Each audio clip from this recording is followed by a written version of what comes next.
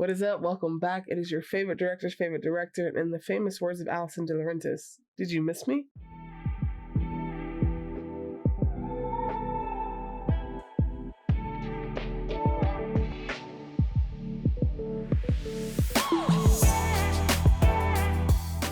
All right. Hi, guys. Welcome back to the channel. I feel like it's been forever. I feel like I can't believe we're at this part in our adventure, in our journey. Everybody's been talking about it, so now it's my turn to talk about it. Today, in this moment, we are getting ready to watch the Menendez brother documentary that just came out.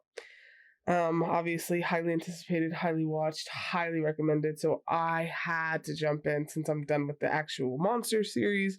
If you haven't checked that out, go watch it. I've reacted to every single episode. This video should be dropping at the same time as episode 9. So I finished the doc. I've finished the show, and I finished the doc. So I'm all caught up, hopefully, after this episode. And yeah, I'm excited. I'm excited mostly because I get to finally be with Eric and Lyle by themselves. Like the real Eric and Lyle. I don't have to worry about it being any trumped up versions of them. It is all Eric and Lyle and who they truly were. So I'm excited for that.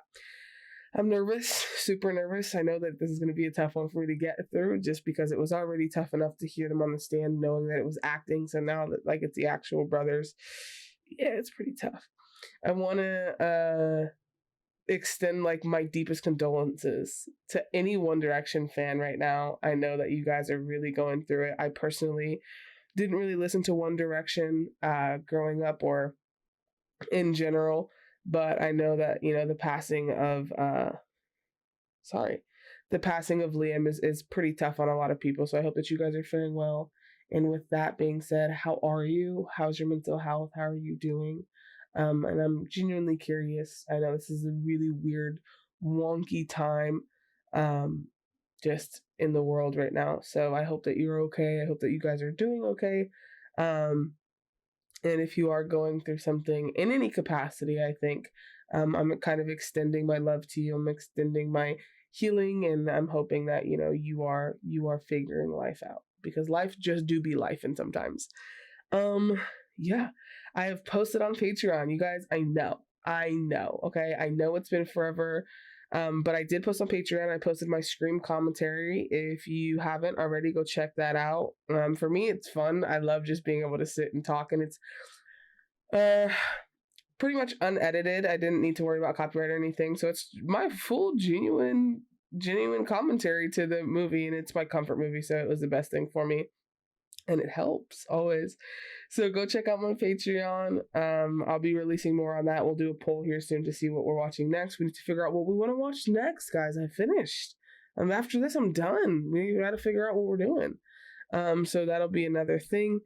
Follow me, obviously, on my socials. If you haven't already, like, subscribe, comment, hit the bell. Know when I'm posting, because it's always fun when you're here with me. Other than that, let's jump in. I'm not gonna wait anymore. Let's do it.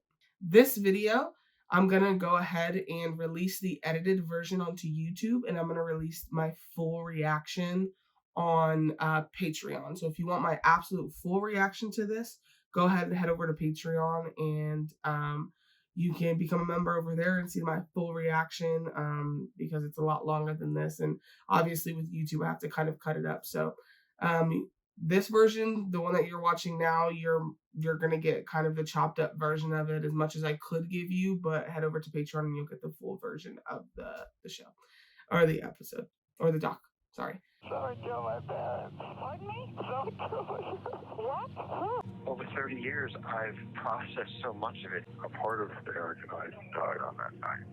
I'm so sorry, you guys. I know. A minute and 25. I know.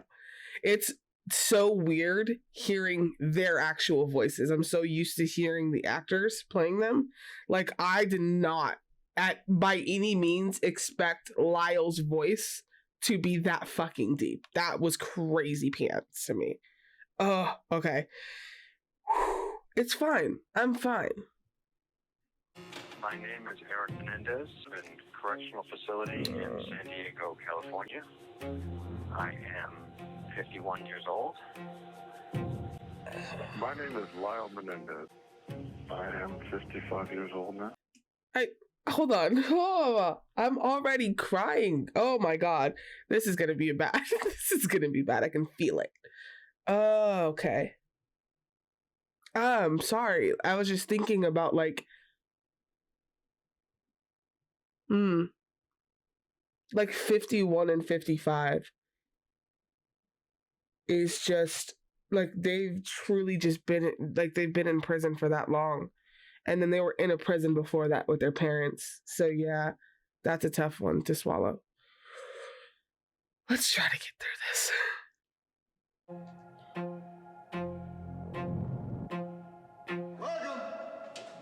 It's crazy.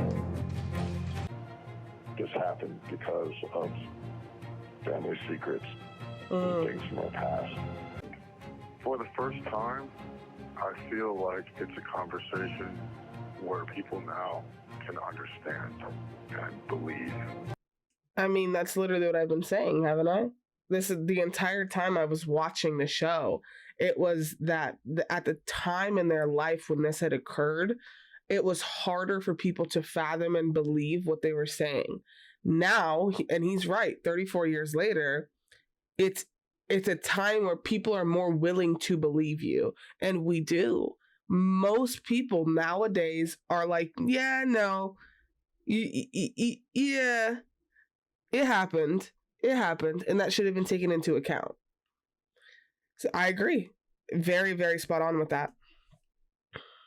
90210 is one of the most exclusive zip codes in the world. It's the place for the rich and famous. And he told me Kitty and Jose had been shot. Jose Menendez's head had been, the back of his skull had been blown off. And while they were there, his brains fell out on the floor. They found the two brothers out in front of the house. They were hysterical. They were overacting. I think that the culmination of everything leading up to the night of the shooting, I don't, this is going to be an interesting take, but I don't know that I would say that they were, yes, they were overacting in the sense of like somebody killed their parents, but I think that the emotion that they felt was very, very real. I think that what they were dealing with in that moment was very, very real. And it was a buildup of everything that they had been through over those years of their life. It was kind of like, yes, our parents are gone. And I'm sure there's a lot of regret in what had happened.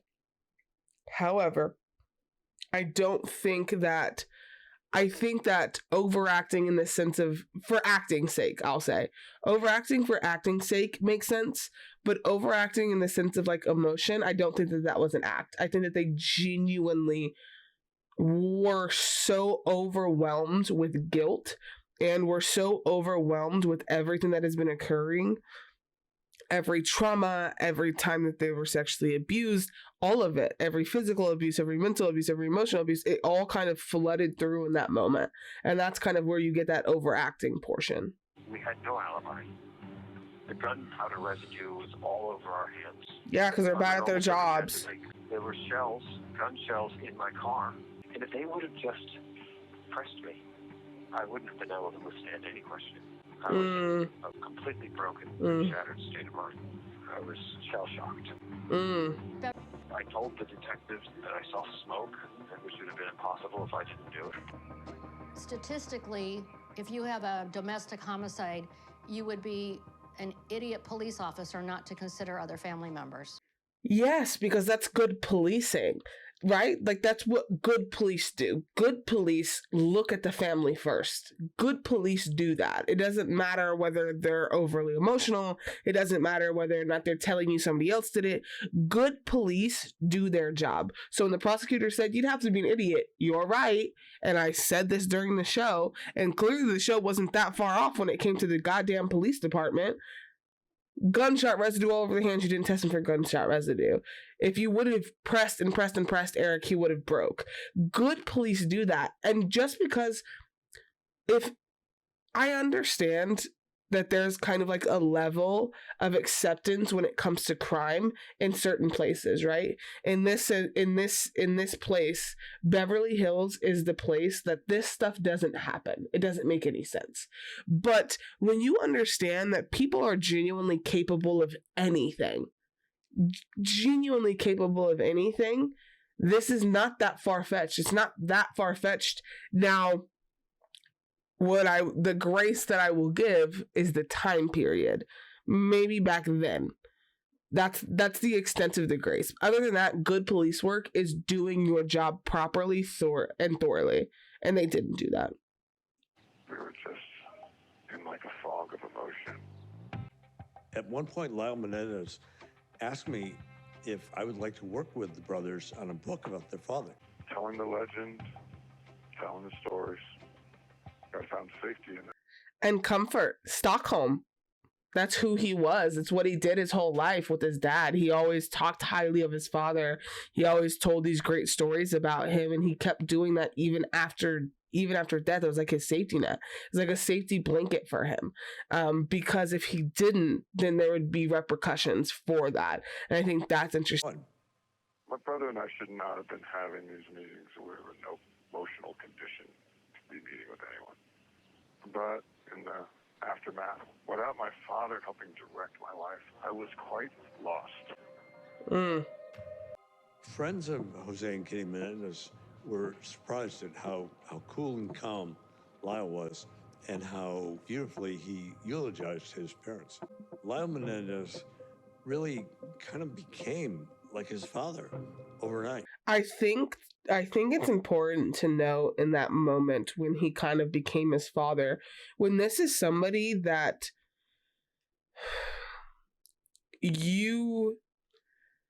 it's tough, because though there was a lot of abuse going on, I do still think that they loved their parents, because their parents were supposed to keep them safe. And I think that that's kind of a predisposition within us, that ability and that capability of loving the people who brought us into the world, right?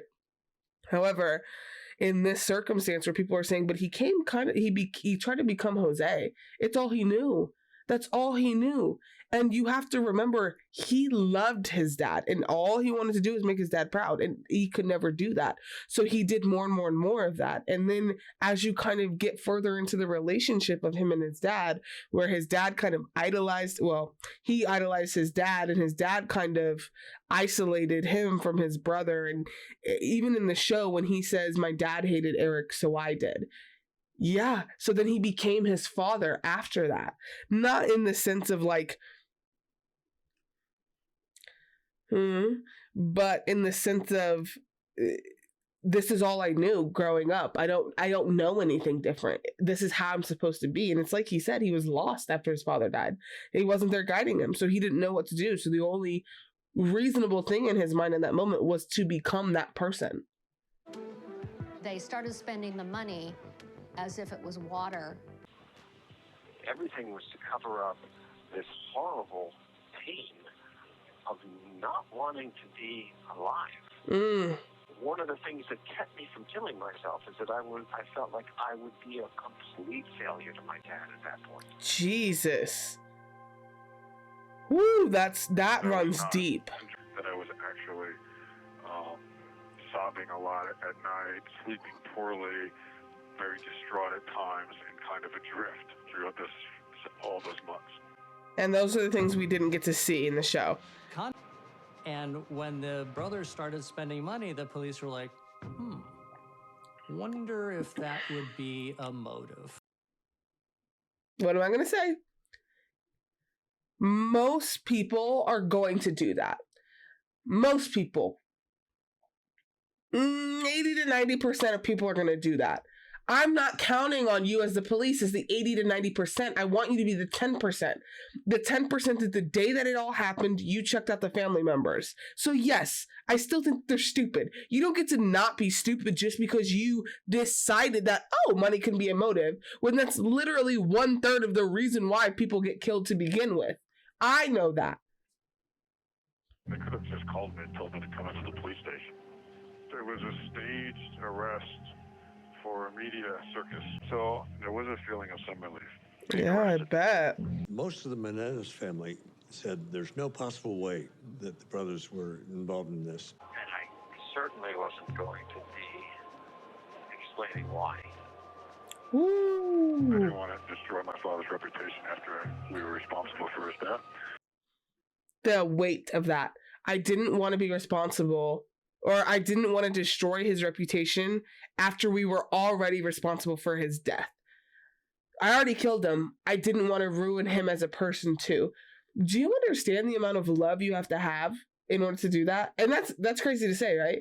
There's so much love that you have to have in order to be so aware that it's like, I knew that if I tell you why I did this, or if I told you why I did this, it would ruin his reputation. And I didn't want to do that. And I keep using the word Stockholm, but it's the best thing I can use right now because there's been a buildup for him. And it's like, and they both did it. And I think Eric and Lyle were also both very obviously hesitant to talk about the abuse, but the not wanting to ruin a reputation of somebody who has done so much to you and who has caused you so much pain can only stem from loving them and caring about them even after death. And I think that Jose was still very much in control of them even after that. They were like poisonous potted plants, but there was nothing about them that I found fascinating. They were just these dumb jock killers. Okay, I'm going to say that she's saying all this before she finds out about the sexual assault, but something tells me I'm not going to get that lucky. So let me extend my grace to the prosecution now. You're good at your job because, well, you sucked at your job, actually. Yeah, no, you sucked at your job because technically it was a hung jury the first time around. So you sucked at your job. So that's the amount of grace that I'm going to give her because she just sounds like such a hater. If I had to really say what I want to say about Leslie, I would get sued and I'm not giving up my house because she has no money. It's like, girl, you are such a hater. You are such a fucking hater. Ugh, get out of my face. And then you're saying all this after you know she defended them and after knowing about the sexual abuse. Girl, get out of my face. I don't even remember her name. That's how insignificant she is. Los Angeles following the acquittal of 4 police officers charged in the beating of Rodney King. I look at it like this. You beat a dog, you go to jail. Beat a black man, nothing happens. The only reason I'm doing this after 33 years is that poor woman that gave birth to both of them was treated like a doormat by her husband and her sons.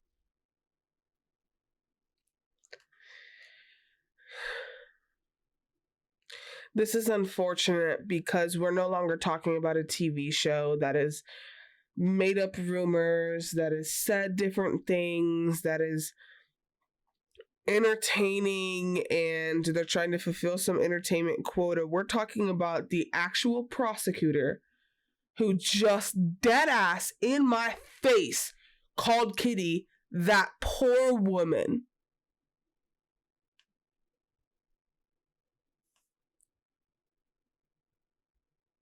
That poor woman. So let me get let me just clarify for you. She said that poor woman was a victim of her husband and a victim of her sons. So let me get I just want to just double check here. The mom, Kitty, could be a victim, but the boys could not have been victims. I just wanted to double check with you guys, because that's not fucking making any sense. Kitty could be a victim, but the 2 boys who adamantly and consistently claim that they were sexually abused, they couldn't be the victims in this situation. No. The killers in this situation could not actually be the victims because they're the killers. And killers are killers and victims are victims. And there's no gray area. Okay, I was just double checking. We ran that back together and I'm glad that we're on the same page. Total secrecy. No police were called. Get him. No crime scene photographs were taken. Tell him. He killed his parents because he could no longer endure their abuse and had to stop it. Yes. He fired. Yo, I don't know. Because Leslie in the show, she was eating them up, bro. She was dragging the shit out of them in the show. But she said, they'll tell you that they did it for the money. So then I ask you this. Why do poor kids kill? Girl, Leslie didn't have to go that hard. Leslie didn't have to go that hard, but she did though. Because she said, you don't believe my clients, and that's okay. I got you. And this is just what the defense does. They have to... You guys, I'm so sorry I have to talk about my Law & Order SVU experience again. Oftentimes you will see the defense poke holes in the prosecution's story. They will also paint the victim in a very bad light. And you see that pretty often just because that's what the defense does. Now, the difference I would say between that and this is I actually believe the brothers. So I do believe that everything that was happening. And that's just an energy thing. If you don't believe it, then I hope that you find some type of peace and some type of grounding in that. But I fully and wholeheartedly believe that they went through what they went through. And so in this situation, it's not them trying to diminish the legacy or diminish the reputation of the victim. It's them telling the truth. And that's what it happens to look like. By the time he was in his 40s, he ran enormous companies. My father was the head of Hertz. Nobody does it better than Hertz. And hired OJ to be a spokesman in those commercials. The irony of that. I'm doing my best to get through this, you guys, but I truly don't care about Kitty and Jose in the sense of like, karma's a bitch. I don't know. And let me say this. Jose going through what he went through as a child and Kitty going through what she went through as a child, I sympathize with that. Empathize? I always get those two mixed up. I empathize. And I'm sorry because no kid should ever do that or go through that. However, I don't feel bad in the sense of you continued on that cycle of abuse. The one that you hated so much, the one that you fled from, the one that you didn't want to deal with. You kept going. You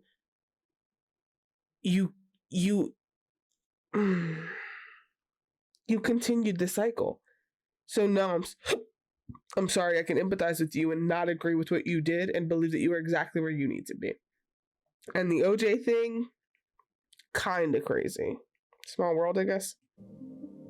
Two kids don't commit this crime for money.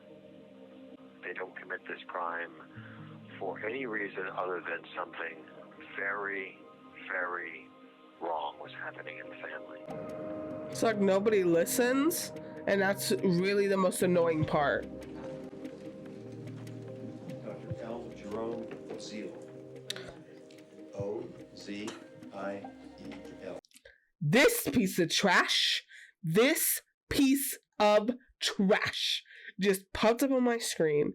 Jerome, get out of my face. Where's Juju? And said, we did it. I thought the mother was so miserable that it was, and this is not Eric's words, sort of like a euthanasia. I went to Dr. Oziel because I really wanted to kill myself. It's so interesting to kind of see it from this perspective of the real people. Like I said, I didn't see a lot of this. I didn't know a lot of what was going on.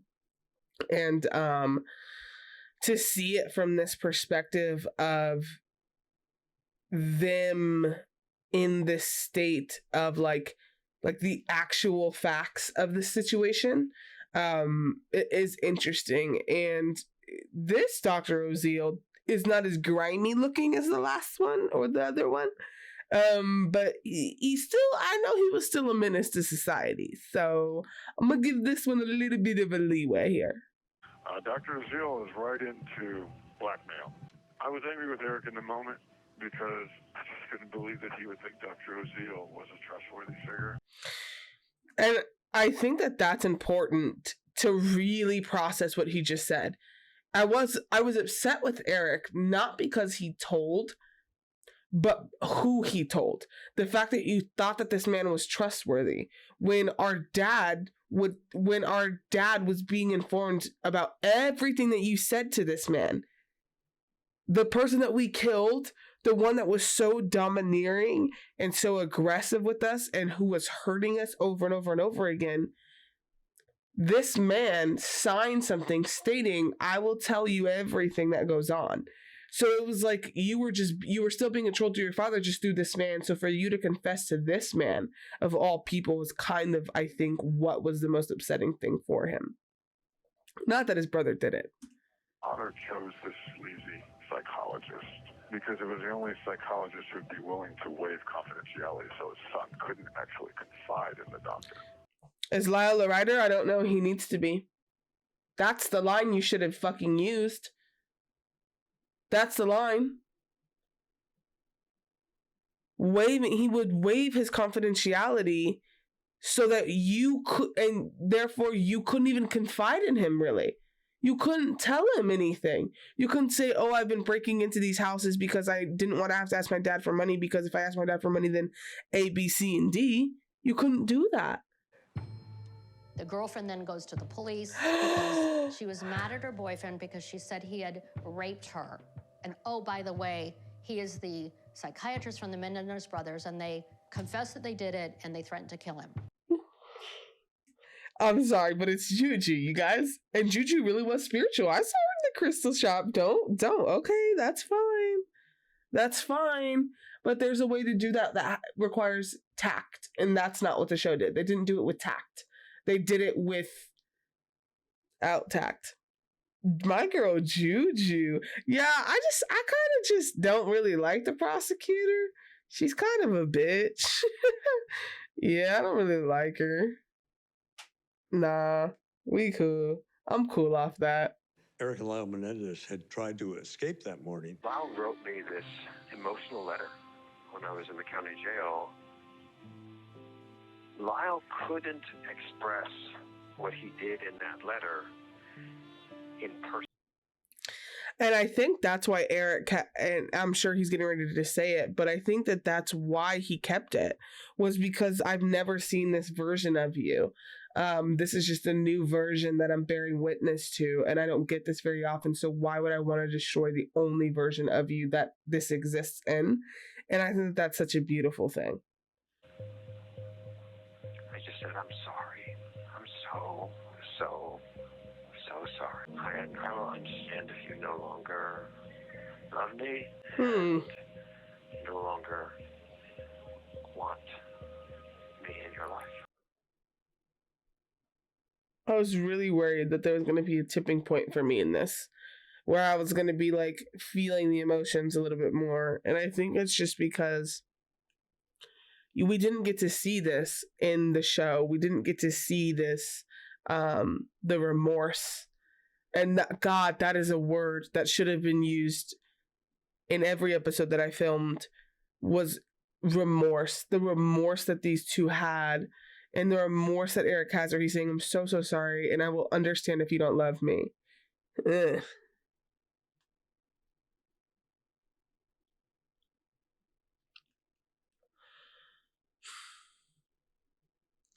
I will understand if you don't love me, and I will understand if you don't want to see me, and I will understand if you want to let me go. I will understand that. And you don't see that very often. I think that with cold-blooded killers, the way that everybody was trying to paint them out to be, you get the opposite of that. Cold-blooded killers don't care. And these boys did. Prompted Lyle to jump off, and he was going to catch him. As Lyle did so, Jose backed off and let him fall to the ground, telling him that you can never trust anybody. It's like I didn't think that it actually fucking gross. I didn't think it could potentially be worse in real life than the show. I was like, okay, like, yeah, it's like the show. It's like 2024. They're really going to drastically exaggerate in the show. That's wild. Come on, jump. I'll catch you. You can't trust me. Oh.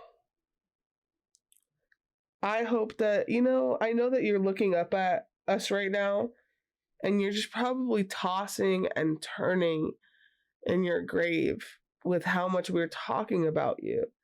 And I just want to say, I fucking hope it's uncomfortable.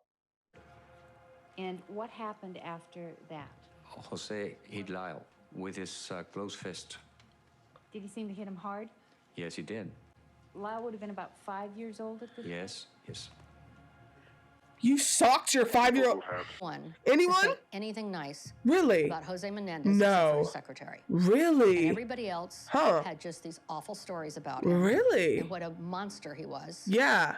The loss of Jose Menendez, in my mind, was an actual plus for mankind. The awful man. Okay.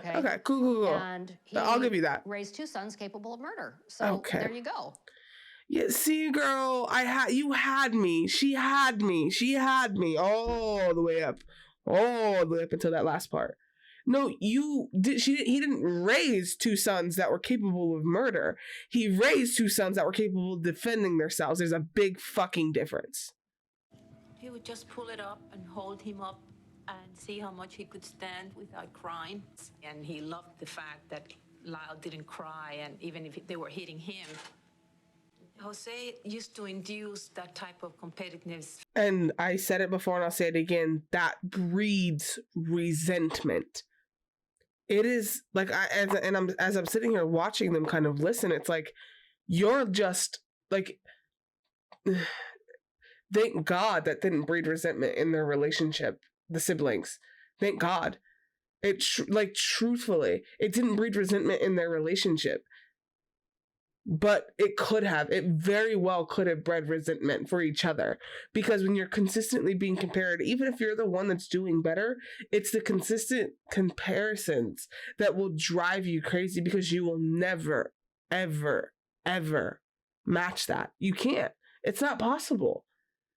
You can't be somebody else. There's a reason why you're not identical. There's a reason why you're not carbon copied. You uniquely are you. And that's good. That's good enough. I miss my mother tremendously.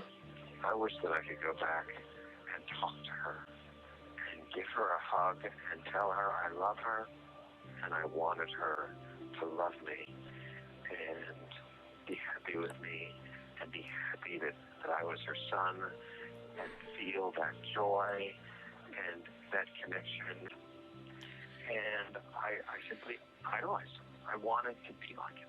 Don't meet your idols. But he was rarely a dad. I just wanted to... I was emotional because I'm emotional. I'm an emotional person.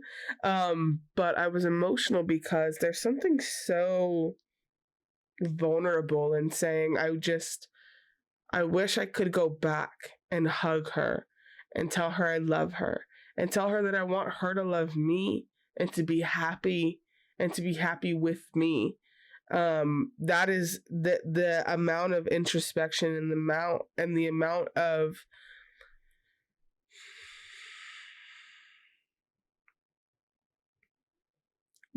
work you have to do to get there. And I believe him when he says he regretted it immediately. He regretted it the first time the shotgun was shot, but you had already done it. There was literally no turning back. So I fully believe him when he says that he regrets it. And I believe him when he says he loved his parents. I do. I believe that. It's all he's ever known. That's all he's known. These people were supposed to care and guide and nurture them. That's all he's known. He's done exactly what every kid is supposed to do. He just fucking drew the short end of the straw in the people who were here.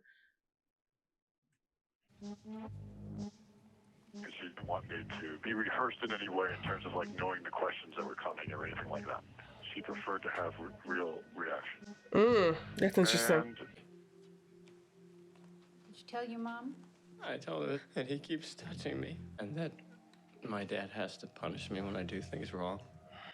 And she told me that he loved me. Sure. We'll go with that. His whole face. What did you do to your brother? I took him out to the woods And I played with Eric in the same way. And I'm sorry. Said he was sorry to me before. Ugh. But don't worry, guys. Like, they weren't abused. How could you even watch this and genuinely think that? Come on. This man is not faking. There ain't no way. I don't give a fuck who you are. I don't care if you are Jeffrey Dahmer or Ted Bundy. You don't fake it this well. I'm sorry. There's so much pain in him. There's so much sadness in him. There's so much remorse in him.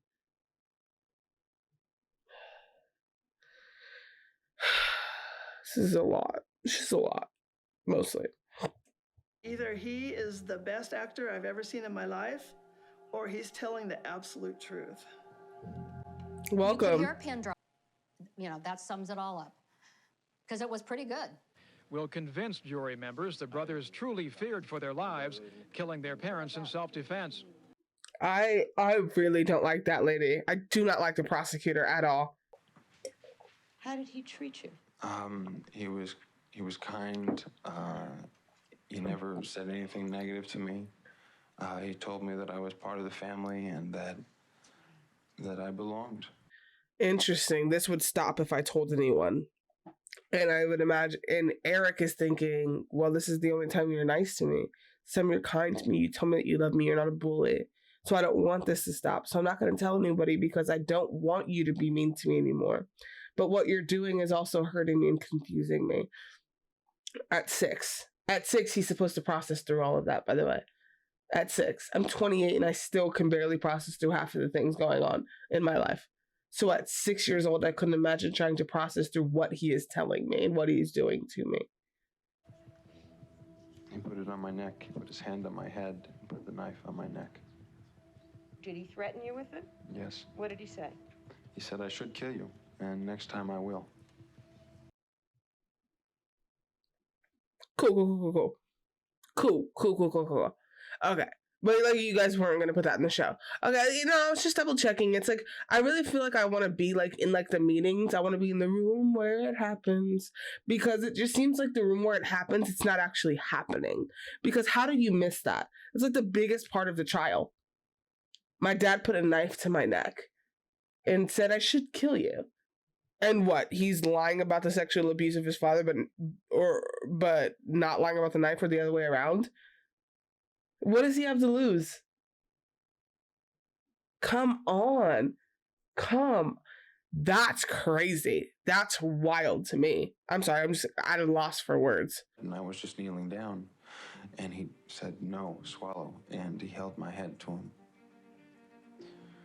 Yeah, no, my bad. I actually can't. I gotta take a little quick break. I'm gonna take a quick break, and I will come back to watch the next 50 minutes with you shortly. I have to take a break.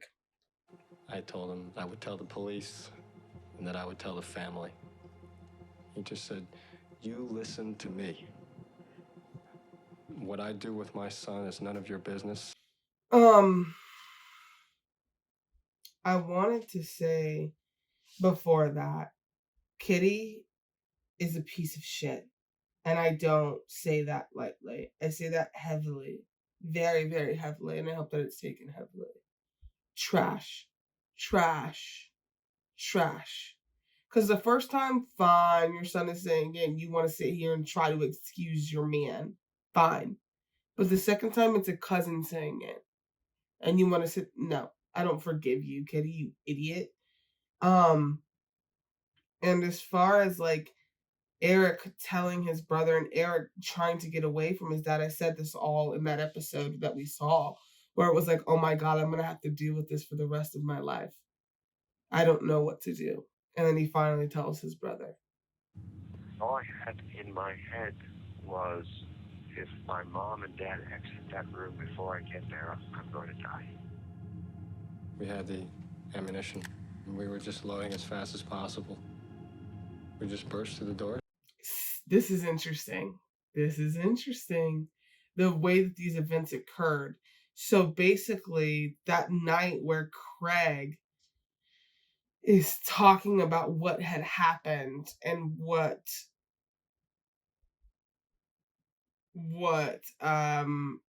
Eric told him had happened was just a crock of shit, I guess, that they were asleep. And I believe that was the same day, that was the same episode where Eric says, we thought that, like, we did see this play out where he said, get up to the room. And, like, that is just so, imagine that how bold you have to be. Get up to the room. As if nobody in this house knows what's going on. It's not even that nobody in the house knew what was going on. You just didn't give a fuck that they knew. Oh. Yeah, no. Wow. No, I have no sympathy for them. None. Not a shred of sympathy for the parents. These two men were of age. Let's say that Mr. These two men were of age? Girl, I don't got time for you. If it walks like a duck and it quacks like a duck and it has feathers, it's a duck. The defense is going to try to tell you that the duck in this case is really a donkey, but that's not correct.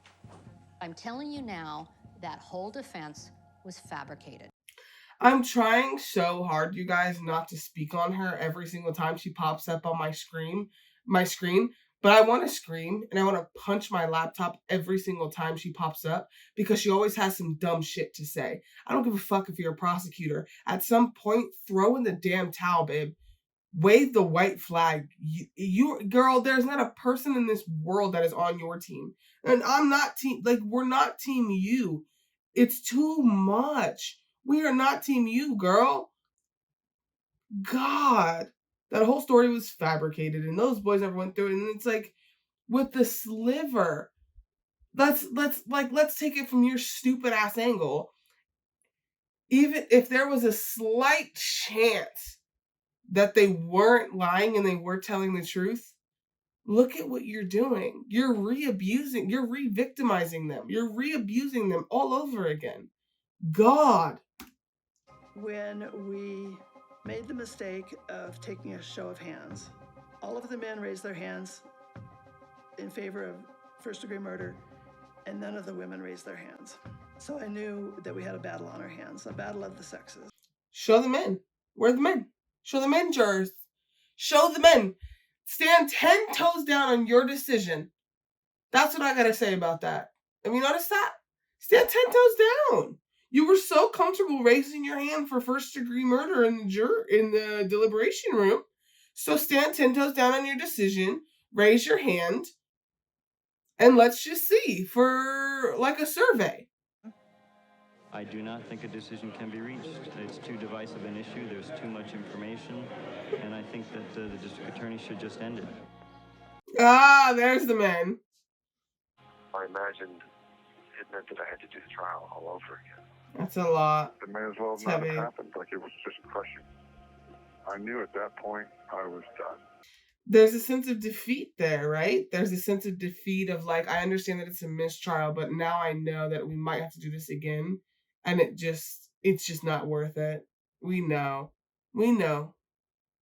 And I couldn't imagine having to get back up there and do it all over again.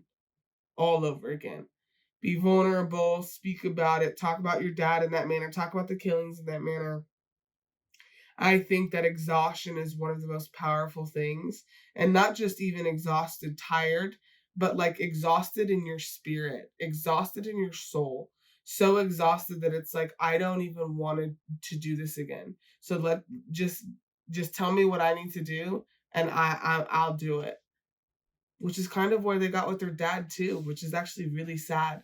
It was like it just kept going. It never stopped for them. They were much more enthralled by the O.J. Simpson case at that point. How do you plead to counts 1 and 2? Absolutely 100% not guilty. It's big. Absolutely 100% guilty. If you were not guilty, you wouldn't feel the need to over-defend yourself, babe. That's called overcompensation. That does in fact tell us that you're guilty. Now, for whatever fucked reason you got off, which weird as shit, but like, somebody who's not guilty isn't going to be like, nah, bro, I'm not guilty, and let me tell you why. They're just going to be like, I'm not guilty. I don't need to explain how I'm not guilty. It's just the truth. And you don't have to ever explain the truth or defend the truth in that sense. Norma Novelli taped conversations with Lyle over a 2.5-year period. During that time, Lyle admitted he would be willing to lie to help his case. I think it's so fucked of her to like use this as your 15 minutes, truthfully, because we don't look at you like, oh my God, like you're the girl who wrote the book. We look at you like, oh my God, you're the person who went in, you let him trust you, and then you started to record his shit. That is so fucked. Like, it's like everybody around them just continuously abused them. You abused the shit out of his trust for you to monetize it. Robert Rand, who is writing his own book about the Menendez case, has known Norma Novelli for years. And at some point, she became disenchanted because of his interest in other women. Were you in love with Lyle Menendez? No, I wasn't. Oh, girl. We all saw that shit. She said, no, I wasn't. Liar. I've watched so much Lie to Me, the one about the human lie detector. I've watched so much of that I can see it in your fucking facial expressions, girl. You lying ass. Judge Stanley Weisberg was embarrassed and humiliated by the lack of verdicts in the first Menendez trial. Determined that he was going to get a conviction in the second trial. Do you understand how absolutely manipulative that is? How is that legal? Like, dead ass. Like, that's like a genuine question. I'm not even joking right now. How is that legal? How are you the sitting and active judge on both of their trials? Because this is absolutely right. It's very biased. If you are biased in the first one, you're definitely going to be biased in the second one. And all because y'all lost this case with O.J. Simpson, which just do your jobs better. I don't know. Do your jobs better? I don't know. So now, like, you have to take it out on somebody else and not even listen to what they have to say is just beyond me. The fact that the judge can even be residing over both of their trials is crazy to me. It's crazy. Judge Stanley Weisberg this time says he will limit the number of experts in... Also, he's not insecure about what people were saying. He's insecure about his hair. Yeah, I said it. I have to bully this man because he's a bully. Witness. The judge said, well, Eric and Lyle are not women, so the battered women syndrome doesn't apply. So all of that trauma, it's not relevant. They're not women, so they can't have a battered women syndrome, and since they're men, they need to just kind of suck it up. So no, none of that will stand in this court. No, it just sounds like you're fucking misogynistic, and you just don't care. And misogynistic wasn't the word I wanted to use, but it felt right, so he's probably that too. It's just like you just didn't care. You literally lacked any emotion, is what that tells me. That's crazy, bro. Y'all got some weird shit going on in this fucking courtroom. When the judge keeps out evidence that Diane Vandermolen said that Lyle said when he was 8 years old, my dad's touching my penis. And when the defense theory is that Lyle has suffered sexual abuse from his father, that's evidence that just can't be kept out. It was just such a gross misuse of, like, a gross misjustice. Like, it was so bad. So poorly done. You don't have character witnesses up there telling you. You don't have anybody. This was never about whether or not they did it. We all knew that they did it. This was about why they did it. And when you take out the why and you just paint it as they did it, they did it. Let's find them guilty. Of course, that's what it's going to end up being. So I'm so baffled at the fact that this is what happened. I was happy they were convicted, but I fell apart because they got convicted and I didn't do it. Girl, this is not about you. There was so much awfulness associated with the prospect that I may never see Lyle again. My only brother, my only sibling, I may never be able to give him a hug. This is going to sound weird, but to me that is cruel and unusual punishment, truthfully. These two brothers, and I believe that, like, the claims were, like, they manufactured this terrible, horrible crime, and these escape plots and blah, blah, blah. But it's like, they were remorseful. They felt guilt. They were apologetic. They were sympathetic. There was nothing about them that said that they shouldn't be allowed to be together. Nothing. But to take them away from each other for the rest of their life, it's like a compounded punishment. So you might not have given them the death penalty, but you might as well have. They've already lost their parents. They've been abused the entirety of their lives, and now you're separating them. The only thing that they have left in this world. No, that's cruel and unusual. When suddenly this prayer of being able to see my brother again was being answered. Oprah Winfrey did her groundbreaking show in which she had an audience of childhood sex abuse survivors that were male, 16 years. I'll extend the grace to Oprah for that. Feeling and a lifting barely of a weight. The prisoners were coming to me with their own stories because they saw me as a safe place to sort of vomit up all that pain. I'm so proud of him. And it's kind of ironic that I would be the one who ended up devoting my life in prison to sex abuse survivor issues. Because I don't know, y'all, that was where he was meant to be. He needed to, and not in this essence of this is where he deserved to be, but it's where he needed to be. It was where he was supposed to be. For everybody else in the world, for people who didn't feel like they had a voice.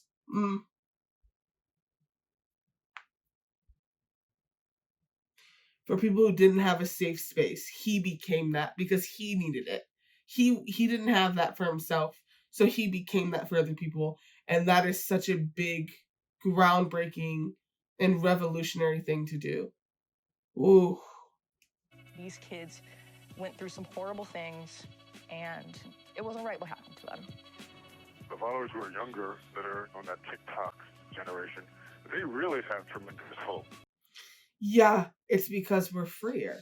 We think freely. We think and we see things differently, and we believe that a victim can look like a man, a woman, a boy, a girl, he, she, them. Like, it can be anybody at any moment in time is what a victim looks like. So this younger generation, this TikTok generation, all we do is we look deeper than what you guys ever could have. That's the difference here. We actually care. That's the difference.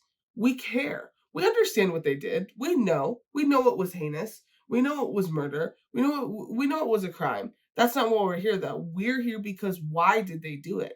We want to know why. We want to be in tune with that. We are so in tune with ourselves in these moments at this age.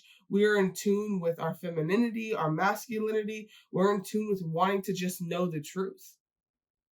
And this is what you get. The only reason we're doing this special is because of the TikTok movement to free the Menendez. If that's how we're going to try cases now, why don't we just have a poll?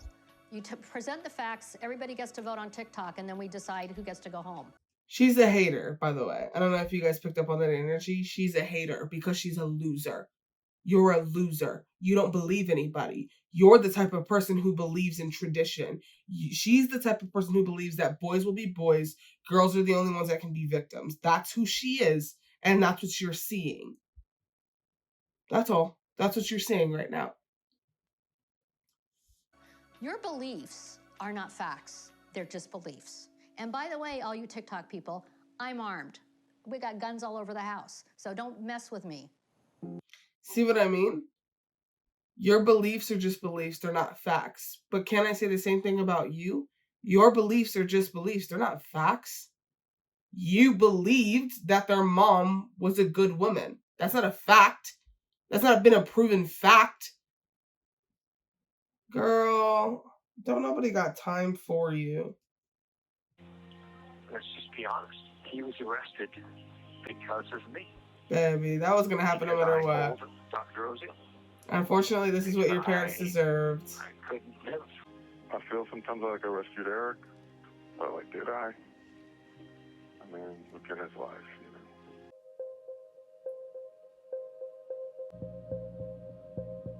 We did it. We did it. We did it. We did it. Yeah. I didn't think I could do it, but I did it. What I want to say is towards the end of this, when Eric says, I did this, I got him into this, it's important to remember, and I said it all throughout watching the show, that their parents were going to continue to do this to them unless something this tragic happened. And these boys were never going to tell anybody outside of the house what happened. So this was truly the way that everything was supposed to happen. Truthfully. And I think for a lot of people, that's really, really hard to cope with, and it's really, really hard to believe. But in this circumstance, this was what karma looked like. It looked like Jose and Kitty having to die because they just no longer could live in this world with us, unfortunately. And as far as the brothers, I think that they're exactly where they needed to be in regards to not behind bars, because I think that they do need they've more than served enough time. They've more than given everybody what you fucking wanted. They've more than done that. But in the sense of Lyle being a voice for the people in prison around him, for Eric finding his passion through art and drawing, there was no way that they were going to do that without the freedom and the separation and the distance of their father. And so that's why I say they were exactly where they needed to be. And that's a really beautiful thing. And sometimes you have to take off the blinders and you got to take off these human goggles that we wear and kind of look at it from a higher perspective. And the higher perspective here is that they're exactly where they need to be. And everything that's going and getting ready to happen is going to happen exactly how it's supposed to. I did see, I believe that they do have a new date set, that there was new evidence that has come out, that has been released, about a letter that was written 8 months prior to the murders, of Eric detailing the abuse of his father to a cousin or an uncle or something like that. So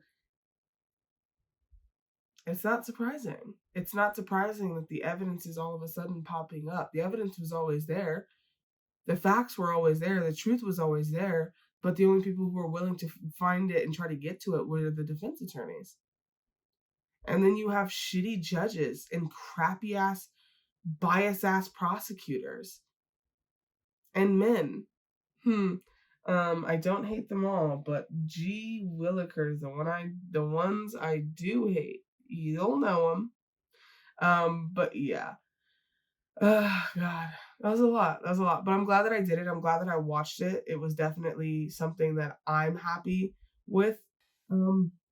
Yeah, I'm glad to be done. I'm glad to be able to move on. I know, and I believe in my heart and my soul that everything that they're supposed to get and that they deserve, they'll get. Yeah, I can't believe we're done. This is fun. This has been great. We are wrapping up the Menendez saga and we're moving on to something different, something new. I think I'm going to do a movie next. I think I want to do What's Inside, It's What's Inside, or Don't Blink. I haven't decided which one of those I'm going to do. So if you have any suggestions on anything that you would like me to watch, let me know. Just put it down in the comments below. And then once I kind of gauge where you guys are at with that, I'll go ahead and put up a poll to see what we do next. But nevertheless, more content will always be ready for you. Other than that, guys, I mean, you know the deal. Be good to yourself, be kind to yourself, take care of yourself, and above all else, I love you.